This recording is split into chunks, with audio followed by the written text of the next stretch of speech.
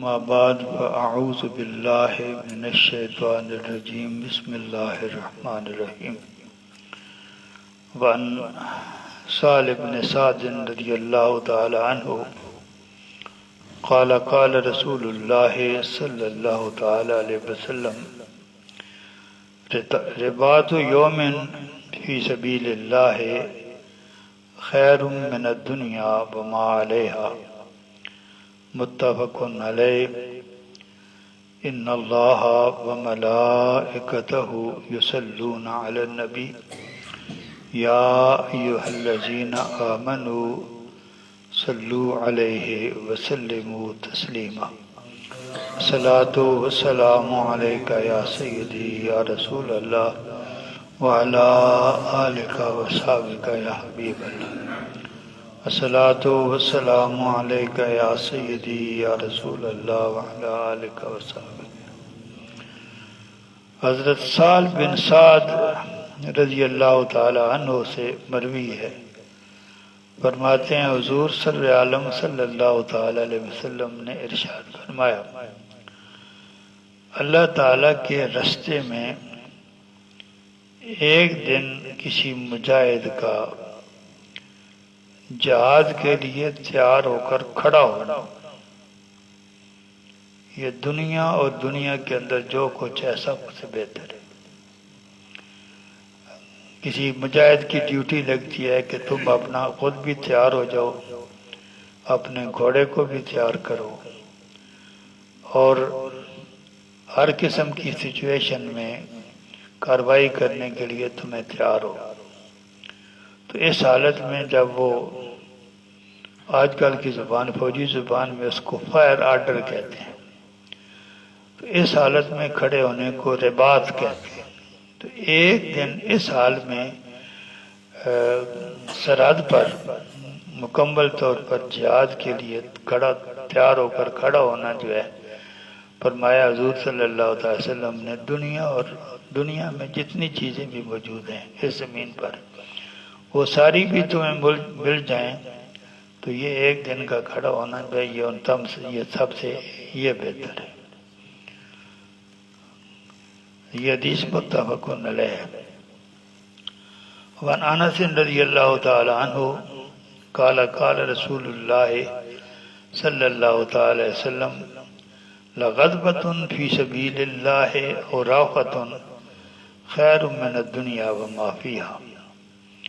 وہ تو تھا ایک دن کا رباط، اس میں حضور صلی اللہ تعالی وسلم نے فرمایا، یہ حدیث حضرت انس رضی اللہ تعالی عنہ سے۔ عربی میں دو لفظ ہوتے ہیں، صبح کے وقت جو کام کیا جائے اس کے لیے غدوہ کہتے ہیں، شام کے لیے آدمی چلتا ہے شام کے وقت اس کو روحہ کہتے ہیں۔ تو اللہ تعالیٰ کے راستے میں صبح کے وقت چلنا یا شام کے وقت چلنا، یہ دنیا اور دنیا کے اندر جتنی تمام چیزیں ہیں ان سب سے بہتر ہے۔ دنیا و مافیہ سے یہ بہتر ہے۔ سارا اجر تو یہ لوگ کاٹ گئے ہیں جو اللہ تبارک و تعالیٰ کے راستے میں جہاد کرتے ہیں۔ وعن سلمان الفارسی رضی اللہ تعالی عنہ قال سمعت رسول اللہ صلی اللہ تعالی علیہ وسلم یقول رباط یوم و لیلۃ فی سبیل اللہ خیر من صیام شہر و قیامہ فإن مات جرى علیہ عملہ الذی کان یعملہ واجری علیہ رزقہ وامن الفتان۔ رواہ مسلم۔ حضرت سلمان فارسی رضی اللہ تعالی عنہ سے مروی ہے، فرماتے ہیں میں نے حضور صلی عالم صلی اللہ تعالی وسلم کو یہ فرماتے ہوئے سنا، فرمایا ایک دن اور ایک رات کا اللہ تعالیٰ کے راستے میں جہاد کے لیے تیار ہو کر کھڑا ہونا، یہ ایک مہینے کے روزوں اور ایک مہینے کی راتوں کے جاگنے سے زیادہ بہتر ہے۔ ایک آدمی ایک دن اور رات کے لیے میدان جہاد میں جہاد کے لیے تیار ہو کر کھڑا ہوتا ہے، اور دوسرا آدمی پورا مہینہ راتوں کو جاگتا ہے، دن کو روزے رکھتا ہے، فرمایا یہ جو مجاہد ہے اس کو زیادہ ثواب ملنا ہے۔ اور بات ختم نہیں ہو جاتی، اسی پہ بات ختم نہیں ہو جاتی کہ اس کو کسی آدمی کے 1 مہینے کے روزوں اور نمازوں جتنا ثواب ملے گا۔ فرمایا ماتا جرا علیہ عملہ الذی کان یعملہ، اگر اس کو چاہے وہ موت آ گئی اسی حالت میں بھی، جو آدمی یہ کام کرتا ہے تو جو نیک کام کیے کرتا تھا پہلے، اللہ تبارک و تعالی قیامت تک اس کے نام اعمال میں اس کو لکھے رہتے، شریعتوں کو حکم دے دینا کہ جو یہ کام کرتا تھا ہمیشہ اس کے نام اعمال میں وہ لکھے جاتے رہیں۔ کام تو اب ختم ہو گیا لیکن اس کے نیک اعمال جو اس کے نام اعمال میں لکھے جاتے رہیں گے۔ 2 ہو گئی۔ اور تیسرا، اللہ تبارک و تعالیٰ اس کا رزق مسلسل جاری فرما دیتا ہے۔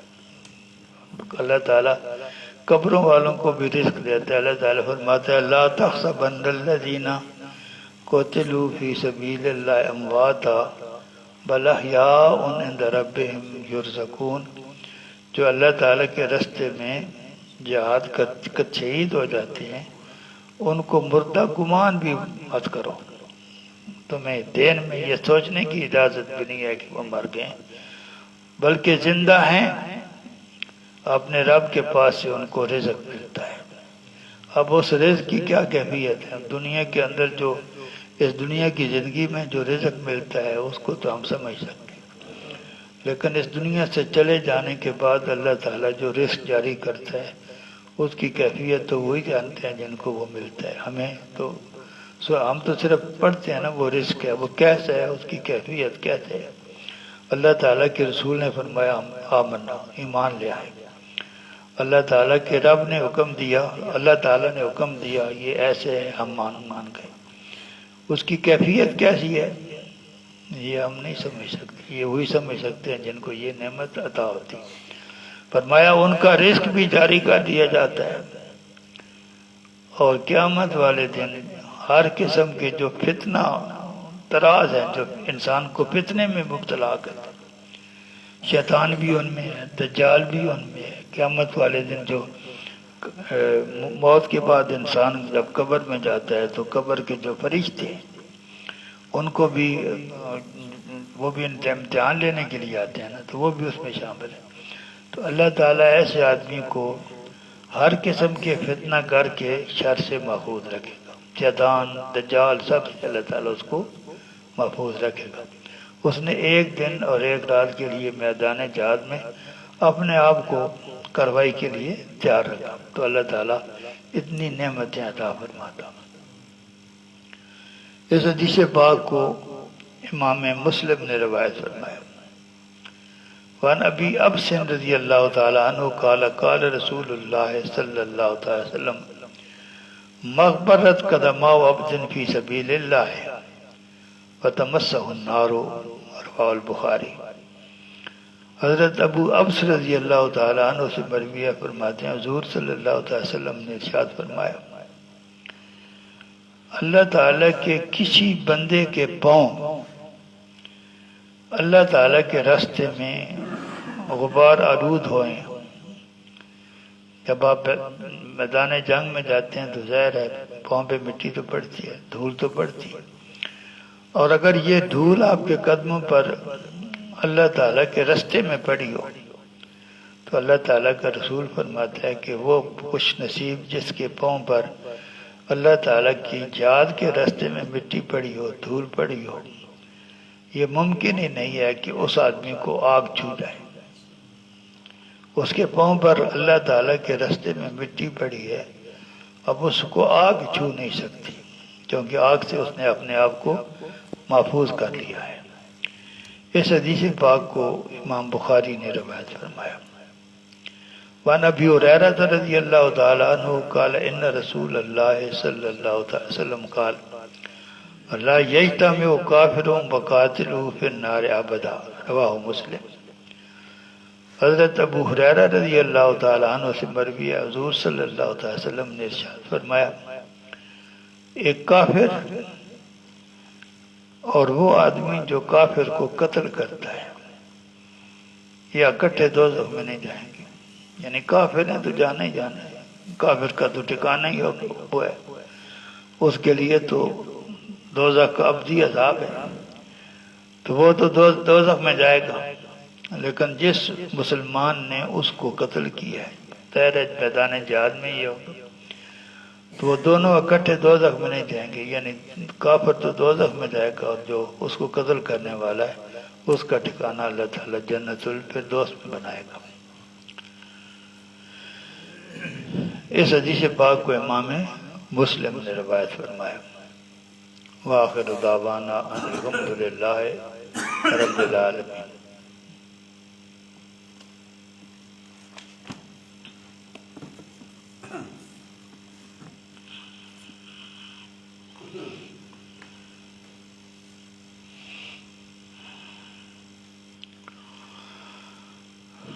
فی اسقاط الصوم والصلاۃ، یہ جو ہم ہیلہ اسقاط کرتے ہیں، ہیلہ اسقاط کرتے ہیں، کچھ ہم کرتے ہیں وہ بھی ایک رسم ہی ہوتی ہے، اور کچھ وہ لوگ وہ ہیں جو کہتے ہیں کہ شریعت میں کہیں نہیں لکھا ہوا. یہ دونوں چیزیں میں وضاحت ہو جائے گی کہ یہ چیز کیا ہے اور ہم جو کرتے ہیں اس سے کچھ فائدہ ہوتا ہے یا نہیں ہوتا، اور وہ لوگ جو اس کے اوپر شور مچاتے ہیں ان کی اس گفتگو میں بھی کوئی حقیقت ہے یا نہیں ہے. تو جب آدمی فوت ہو جائے اس سے پہلے کچھ نمازیں وہ نہیں پڑھ سکا، ایسی حالت میں تھا کہ نماز نہیں پڑھ سکا. کل پڑھا تھا کہ کوئی آدمی حالت جنون میں چلا جائے اور 5 تک نمازیں جو ہیں وہ قضا ہو جائیں، ان کو قضا کرنا پڑتا ہے، اس کے ذمہ رہتی. اسی طرح کوئی آدمی کسی ایسی کیفیت میں چلا گیا ہے کہ وہ اشارے سے بھی آدمی نماز نہیں پڑھ سکتا، اشارے سے بھی نماز نہیں پڑھ سکتا، تو آدمی اسی حالت میں مر جائے تو یہ نمازیں جو ہیں یہ جو اس کی رہ گئی ہیں اس پہ اللہ تعالیٰ مواخذہ نہیں فرمائے گا. ایک اور راستہ ہے نا کہ جب آدمی اس دنیا سے جاتا ہے جو مال چھوڑ جاتا ہے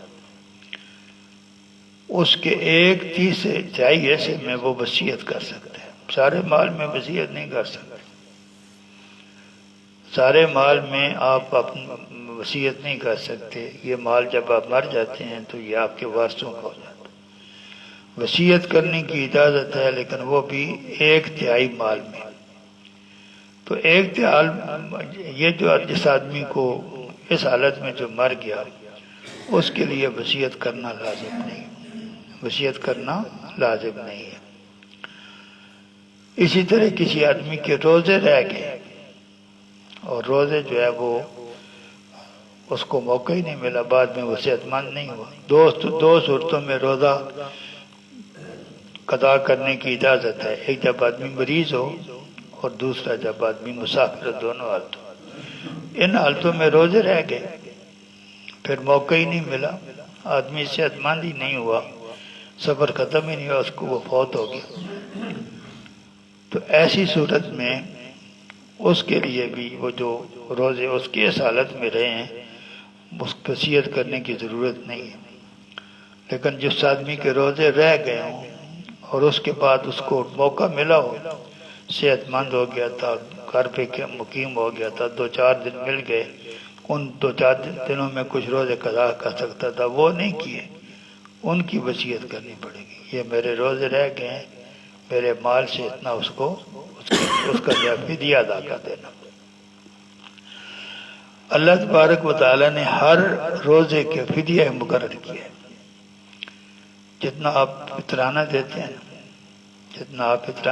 ہیں ایک فطرانہ، ایک نماز جو آپ کی رہ گئی ہے اس کا بھی فدیہ ہے، ایک روزہ جو آپ کا رہ گیا اس کا بھی فدیہ ہے. وطر اگر رہ جائیں تو ان کا عشاء کی نماز پوری رہ جائے تو عشاء کی نماز کا فدیہ علیحدہ دینا پڑے گا، وطر کا علیحدہ دینا پڑے گا۔ اگر آدمی نے وصیت کی کہ میری اتنی نمازیں رہ گئی ہیں، میرے اتنے روزے رہ گئے ہیں، تو میرے مال کے 1/3 سے اس کا فدیہ ادا کر دینا تو جو وارث ہیں ان کی ذمہ داری ہے، اس وصیت پر عمل کرنا واجب ہے۔ اگر نہیں کریں گے تو گناہ گار یہ ہو جائیں گے۔ اس نے وصیت کر دی، اور اگر اس نے وصیت نہیں کی ہے اور اس کے جو وارث ہیں انہوں نے جو ہے وہ صلہ رحمی کے طور پر اپنے جو ان کے مورث کہتے ہیں، والد بھی ہو سکتا ہے اور بھی کوئی ہو سکتا ہے، تو اپنے مورث کے ساتھ صلہ رحمی کرتے ہوئے، اس نے سلوک کرتے ہوئے اپنی طرف سے وہ فدیہ دے دیا، اس کو بھی کل اللہ تبارک و تعالی قبول فرما لیتا ہے۔ کوئی آدمی مر گیا، اس کے روزے رہ گئے یا اس کے جو ہے نا وہ نمازیں رہ گئی ہیں، تو آپ یہ نہیں کر سکتے کہ اس کی طرف سے نمازیں پڑھیں یا اس کی طرف سے روزے رکھیں۔ فدیہ دے سکتے ہیں، نمازیں اور روزے نہیں رکھ سکتے۔ اب اگر جو آدمی اس کے پاس مال ہے 1/3، اس میں فدیہ پورا نہیں ہوتا، یہ جو ہم کرتے ہیں فدیہ پورا نہیں ہوتا، تو اس کی صورت جو انہوں نے یہاں لکھی ہے کہ پہلے حساب لگائیں، اتنی نمازیں رہتی ہیں، اتنے روزے رہتے ہیں۔ ہمارے ہاں تو یہ حساب لگانا ہی مشکل نہیں ہے، ہم نماز شروع تب کرتے ہیں جب ٹانگیں کام کرنا چھوڑ جاتی ہیں، تب نماز کی طرف ہے۔ اللہ تعالیٰ جوانی میں جن لوگوں کو نماز پڑھنے کی توفیق دیتا ہے ان کو تو اندازہ ہوتا ہے کہ اتنی میری رہ گئی ہے، نمازی کو پتہ ہوتا ہے میری کتنی نماز رہ گئی، اور وہ کوشش کرتا ہے اس کو قضا بھی کر لے۔ لیکن جس نے 70 سال کی عمر میں نماز شروع کی وہ کیسے حساب لگائے گا؟ نماز تو جب سے آدمی بالغ ہوا ہے پہلے آپ نے حساب لگانا ہے، اتنی نماز ہے۔ اب اس کے جو فدیہ بنتا ہے، خیر ہے آپ نے جنس میں مشکل ہوگی، آپ اس کی قیمت ہی ادا کریں۔ ایک فطرانہ جو ہے وہ گندم اگر آپ نے دینی ہو تو وہ نصف سا ہے، تقریباً 2.25 کلو کے برابر بڑھتا ہے۔ دوسری چیزیں کھجوریں وغیرہ وہ زیادہ ہیں، وہ مشکل ہے، ان کا فدیہ ادا کرنا زیادہ مشکل ہے۔ یہی آسان ہے، گندم بھی آسان ہے کیونکہ اس کی مقدار شریعت نے کم رکھی۔ تو آپ اس کی قیمت لگائیں گے اور پھر لگائیں گے کہ اتنی میری نمازیں رہتی، اتنے روزے رہتے ہیں، اس کا فدیہ جمع کیا جائے تو اتنے بنتا ہے، وہ لاکھوں میں بن جائے گا۔ ہم 10 روپے پکڑاتے ہیں، فدیہ نہ ہو رہا ہے کہ قرآن حکیم رکھتے ہیں، 10 روپے رکھتے ہیں اور اللہ تعالیٰ سے دعا کرتے ہیں اللہ تعالیٰ اس کے سارے گناہوں کا فدیہ قبول فرما لے۔ پتہ نہیں کس کو دعا لگاتے ہیں، کیونکہ یہ حکم اسقاط کا جو طریقہ ہے وہ یہ ہے۔ اگر پورے نہیں ہوتے تو 2 چیزیں ٹوٹل جو بنتا ہے وہ اس کا حساب لگائیں، جو مال آپ کے پاس مہیا ہے اس کی مالیت لگائیں۔ یہ 100 نمازوں کا فدیہ بنتا ہے، 50 کا ملتا ہے، 80 کا، جتنا بھی بنتا ہے حساب لگ جائے گا۔ پھر انہوں نے جو طریقہ رکھا ہے وہ یہ ہے کہ جو میت کا جو وارث ہے وہ اپنے سامنے ایک غریب آدمی کو بٹھائے، یہ چیز اس کو دے، یہ چیز اس کو دے، جتنے روزے یا جتنی نمازیں اس میں پوری ہوتی ہیں اتنا وہ ساکت ہو گیا، اتنا وہ ساکت ہو گیا۔ پھر وہ غریب آدمی جو ہے وہ اس مورث کو واپس کر دے، یہ جو واپس کرے گا یہ بطور تحفہ واپس کرے گا، اس میں کوئی فدیہ ادا نہیں ہوگا، اس میں فدیہ ادا نہیں ہوگا کیونکہ اس نے کوئی جو ہے نا اس کو صدقہ نہیں کیا۔ پھر وہ وارث دوبارہ اس کو دے گا۔ تو اس طریقے سے وہ کرتے رہیں گے، ہم ساتھ بٹھاتے ہیں، ایسے چلاتے ہیں۔